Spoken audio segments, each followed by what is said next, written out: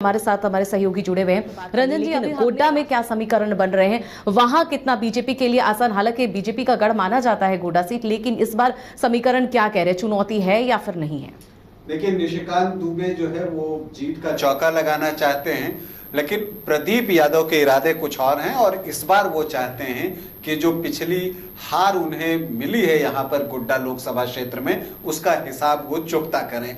तो इसी नजरिए के साथ दोनों तरफ से चुनाव हो रहा है और इन सब के बीच जो है अभिषेक झा जो हैं वो एक निर्दलीय प्रत्याशी के रूप में चुनाव में उतर गए हैं और अगर वो अच्छे वोट लेकर चले आते हैं तो इसका नुकसान जो है निशिकांत दुबे को हो सकता है। लेकिन अगर आप गोड्डा लोकसभा क्षेत्र की बात करें तो यहाँ पर आप देखेंगे कि जो मुस्लिमों की आबादी है वो अच्छी है, लगभग 21% से ज्यादा मुसलमान जो हैं वो इस क्षेत्र में जो है गोड्डा में आपको देखने को मिलते हैं। तो जो एक इंडिया गठबंधन का समीकरण होता है माई का, मुस्लिम प्लस यादव, वो साधने की कोशिश जो है वो यहाँ पर प्रदीप यादव करेंगे, क्योंकि यहाँ पर यादव वोटर्स जो हैं वो भी लगभग 7% के आसपास हैं। तो 28% से प्रदीप यादव अपनी गिनती शुरू करने जा रहे हैं। दूसरी तरफ जब निशिकांत दुबे हैं, उन्हें अपने काम पर भरोसा है कि उन्हें लगता है कि इस क्षेत्र में उन्होंने बहुत काम किए हैं, वो कामों की एक फहरिस्त गिनाते हुए दिखते हैं। जब भी कभी किसी टीवी पर या किसी यूट्यूब मीडिया पर जब वो अपना इंटरव्यू दे रहे होते हैं तो कामों की एक फहरिस्त गिनाते हुए दिखते हैं। लोगों के बीच भी जाते हैं तो वो सब गिनवाते हैं, चाहे वो एम्स हो, पॉलिटेक्निक कॉलेज हो, ITI कॉलेज हो, तो इन सारी चीज़ों को वो गिनवाते हैं। सड़क हो, रेल हो, एयरपोर्ट हो, तो वो अपने काम पर विश्वास करते हुए दिख रहे हैं। लेकिन जो समीकरण बनता है उसमें कास्ट एक फैक्टर होता है, इससे भी इनकार नहीं किया जा सकता। तो यहाँ जो ब्राह्मण हैं जिनकी संख्या 3 लाख के आसपास है, उस पर जो है निशिकांत दुबे बहुत कुछ निर्भर करते हैं। इसके अलावा वैश्य जो हैं उनकी आबादी भी बहुत अच्छी है, वो भी 2.5-3 लाख के आसपास गोड्डा क्षेत्र में है, तो उस पर भी उनका भरोसा है। जो अन्य कास्ट हैं जो कि अगड़ी जाति के रूप में काउंट किए जाते हैं, उन पर भरोसा है। और साथ ही OBC में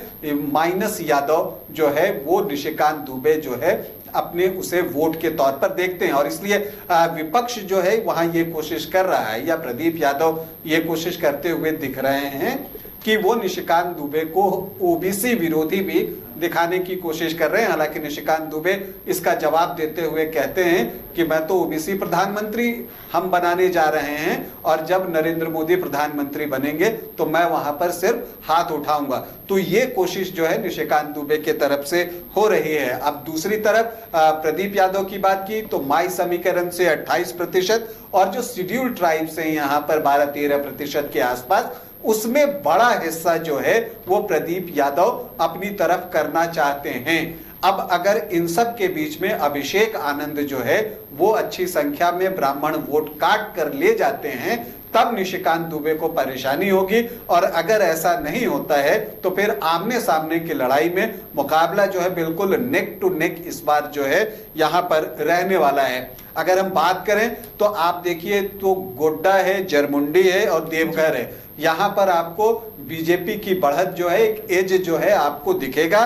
तो पौरैया हाट, महगामा और मधुपुर, यहाँ पर प्रदीप यादव जो है वो बढ़त बनाना चाहेंगे। तो कौन कहां से कितने की लीड ले पाता है उस पर जो है बहुत कुछ निर्भर करेगा और उसी के अनुसार रणनीति बनाने की कोशिश जो है वो दोनों तरफ से की भी जा रही है। तो कुल मिलाकर गोड्डा में भी इस बार पिछले चुनाव के विपरीत एक क्लोज फाइट देखने को मिल रहा है। ये बात सही है कि निशिकांत दुबे कहते हैं कि मुकाबला एक तरफा है, लेकिन प्रदीप यादव उन्हें घेरने की कोशिश कर रहे हैं और इसमें जो अभिषेक झा हैं वो एक तरह से प्रदीप यादव की मदद करते हुए भी दिख रहे हैं, क्योंकि वो जो वोट लेकर आएंगे उसका जो नुकसान है वो निशिकांत दुबे को होगा और फायदा जो है वो प्रदीप यादव को पहुंचेगा। तो ये समीकरण है, ये परिस्थिति है और इसी से जो है यहाँ पर इसमें जो अपना एज निकाल कर ले आ पाएगा और विधानसभा वार जो ज्यादा की लीड लेकर आ पाएगा, जीत उसे ही मिलेगी। बिल्कुल समीकरण और परिस्थितियों के बीच जो जंग है वो इतनी आसान नहीं है और इसके लिए लगातार तमाम दल हैं और उनके जो दिग्गज हैं एड़ी चोटी एक कर रहे हैं अपने प्रत्याशियों के लिए और इस गोड्डा सीट की कि यहाँ पर क्या समीकरण बन रहे हैं, क्या चुनौतियां हैं।